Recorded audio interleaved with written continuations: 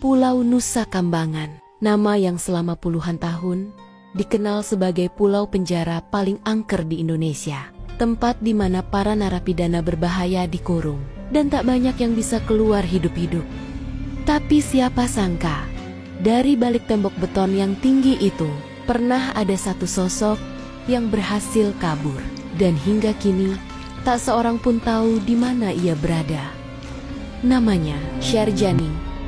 Tahun 2003, Syarjani dijebloskan ke penjara Nusa Kambangan karena kasus pembunuhan berantai. Korban-korbannya ditemukan di sekitar kawasan hutan jati di Jawa Timur dengan cara yang sangat kejam.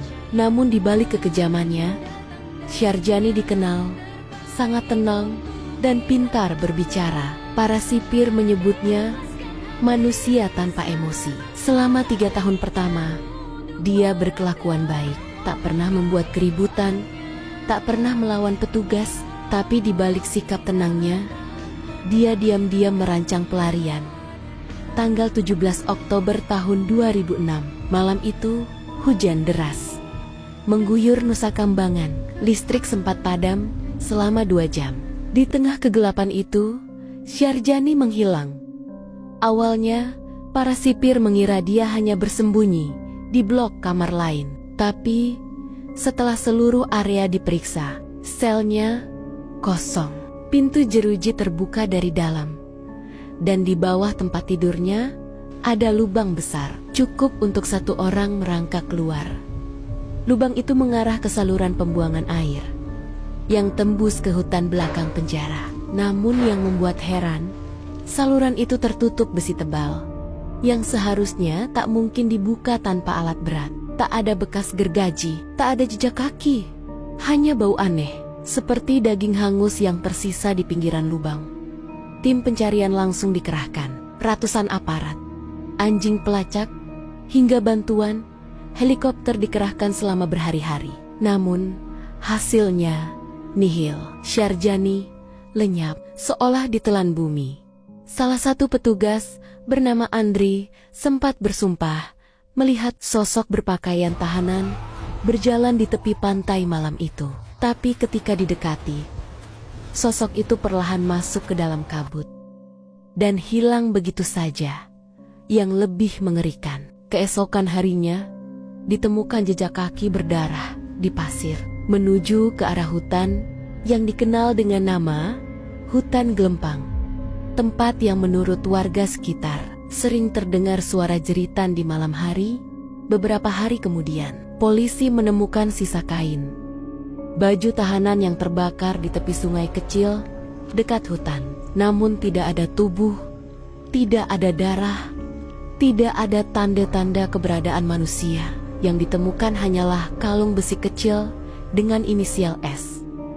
Petugas menduga Syarjani mungkin tenggelam atau dimakan binatang buas. Tapi laporan warga sekitar berkata lain. Sejak kejadian itu, warga sekitar mulai melapor mendengar suara langkah kaki berat di belakang rumah mereka setiap tengah malam. Kadang disertai suara rantai besi yang diseret di tanah. Bahkan ada yang mengaku melihat bayangan laki-laki tinggi berpakaian tahanan berdiri di tepi sungai dengan wajah hitam legam dan mata menyala merah. Beberapa pekerja kapal penyeberangan Cilacap juga melaporkan hal aneh. Mereka bilang, di malam-malam tertentu, ada penumpang misterius naik ke kapal terakhir menuju daratan. Tubuhnya kurus, wajahnya pucat, dan tangannya berlumur tanah. Begitu kapal merapat, orang itu menghilang sebelum kapal menurunkan tali. Tahun 2010, 6 tahun setelah pelarian itu, sebuah kejadian mengejutkan terjadi di salah satu desa pesisir Kebumen. Seorang warga melapor menemukan rumah kosong di tepi sawah yang sering terdengar suara orang menangis. Ketika warga bersama kepala desa memeriksa, mereka menemukan dinding penuh coretan. Coretan itu berisi kalimat yang sama berulang kali. Aku ingin pulang. Aku bukan monster. Di sudut ruangan ditemukan mangkuk logam bertuliskan inisial SJ. Tim forensik yang datang kemudian memastikan Sidik jari di mangkuk itu identik dengan milik Sarjani. Namun anehnya, tak ada jejak kaki, tak ada tanda-tanda kehidupan di sekitar rumah itu.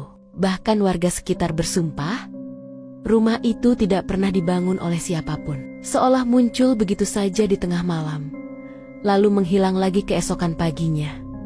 Sejak itu, banyak teori bermunculan. Ada yang bilang Sarjani berhasil kabur ke luar negeri melalui jalur laut gelap. Ada juga yang percaya dia tidak benar-benar manusia lagi. Beberapa narapidana yang pernah satu sel dengannya mengaku Sarjani sering bicara sendiri di malam hari, seolah bernegosiasi dengan sesuatu. Dia pernah bilang, "Kalau waktuku tiba, aku akan bebas, tapi bukan dengan cara manusia." Setelah kejadian itu, pihak lapas Nusa Kambangan menutup sel yang pernah ditempati Sarjani. Dan sampai sekarang, sel nomor 13 Blok D itu tidak pernah digunakan lagi. Banyak sipir baru yang bilang, kalau malam tiba, mereka mendengar suara ketukan 3 kali dari dalam sel kosong itu. Waktu terus berjalan.